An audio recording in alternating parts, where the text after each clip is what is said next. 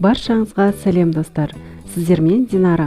Бүгін сіздерге өте жұмсақ әрі дәмді үй жағдайында жасалынатын түрік нанның рецептісімен бөлісетін боламын. Осы нанды бір рет пісіруді үйреніп алсаңыздар, кейін де пісіргілеріңіз келетініне уәде беремін. Сондықтан видеоны соңына дейін қарап, менімен бірге болыңыздар.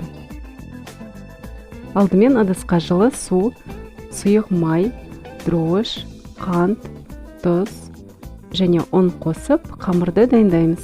Барлық қажетті ингредиенттерді қанша мөлшерде екенін видеоның астында описанияда қалдырып кеттім. Бізде қамырымыз осындай өте жұмсақ болып шықты. Және оны ас пленкасымен немесе пакетпен жауып, 1 сағатқа жылы жерге қоямыз.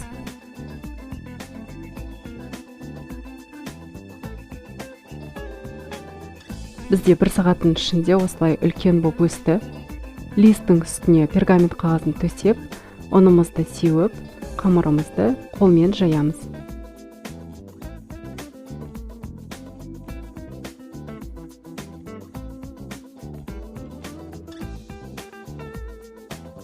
Қолмен жайып болған соң, қамырымызды пышақпен кесіп, немесе вилкамен тесіп, үстін кунжутпен сеуіп, қызып тұрған 160-180 градус духовкаға алтын түстес болғанға дейін пісіреміз. Бізде осындай керемет түрік наны шықты, иісі деген сөз жоқ. Ең соңғы штрих осылай сары маймен вилканың көмегімен жағып шығамыз. Нан өте жұмсақ болып шықты, ыстық күйінде жеуге кеңес берем. Видеоның соңына дейін қарағандарыңызға рахмет. Каналға тіркелмеген болсаңыздар, міндетті түрде тіркеліп, қоңыраушаны басуды ұмытпаңыздар. Сіздермен болған Динара, ас болсын.